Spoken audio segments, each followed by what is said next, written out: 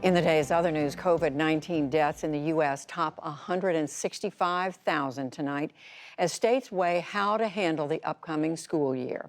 In New Jersey, an early hotspot in the pandemic, Governor Phil Murphy cleared the way today for in-person classes. He signed an executive order allowing public and private schools from kindergarten to college to reopen if they observe safety measures.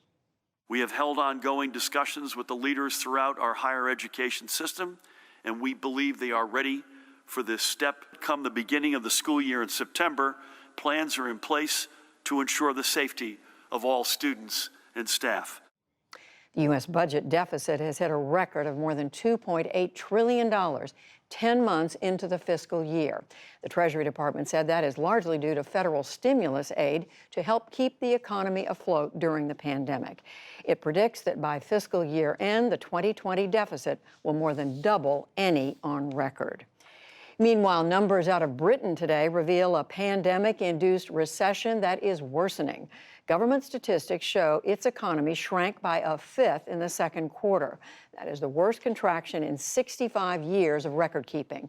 Economists fear the UK's downturn may be the deepest among the world's 7 leading industrial economies. To Scotland, where at least 3 people died and 6 others were hospitalized today after a passenger train derailed. It happened about 100 miles northeast of Edinburgh, where severe storms triggered flash floods overnight. Thick smoke billowed over the hilly field this morning. Emergency crews struggled to access the site to rescue passengers from overturned train cars. In Belarus, some 6,000 people have been detained after the third straight night of clashes between protesters and police. Demonstrators insist the re-election of President Alexander Lukashenko is illegitimate. Last night, police assaulted journalists and made widespread arrests. Today, Lukashenko called the protesters criminals. The core of these so-called protesters are people with a criminal past and those who are currently unemployed. Those who don't have a job walk in the streets and avenues. That's why I'm kindly urging everyone who is unemployed to get a job. Today in Minsk, nearly 200 women marched against police brutality and urged authorities to release those who were detained. Violent tribal clashes in Sudan have killed at least 25 people and wounded nearly 90 more. The fighting began Sunday in Port Sudan in the Red Sea province. Authorities deployed troops and imposed curfews. Tensions between the Beni Amir tribe and the Nuba tribe date back to 2019 and stem from disputes over water and other resources.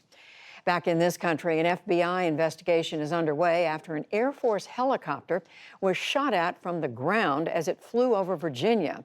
The incident happened Monday during a routine training mission from Joint Base Andrews near Washington. It was forced to land at Manassas Regional Airport in Virginia. One crew member was hit in the hand and later released from the hospital. Stocks soared on Wall Street today, led by a rebound in the technology sector. The Dow Jones Industrial Average gained 290 points to close at 27,977. The Nasdaq rose 229 points, and the S&P 500 added 46. Ford Motors is recalling more than 500,000 of its mid-size SUVs due to brake issues. The recall covers Ford Edge models from 2015 to 2018 and Lincoln MKX vehicles from 2016 to 2018. The automaker reported some front brake hoses can rupture and leak brake fluid, which could increase stopping distances. And billionaire media mogul Sumner Redstone has died.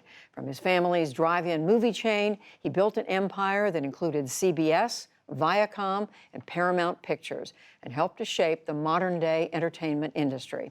But his final years were marked by corporate battles and legal disputes with former girlfriends. Sumner Redstone was 97 years old. Still to come on the NewsHour, young people face the realities of COVID as they account for a rising number of new infections. Plus, migrants from around the world risk death crossing the dangerous jungle between Panama and Colombia.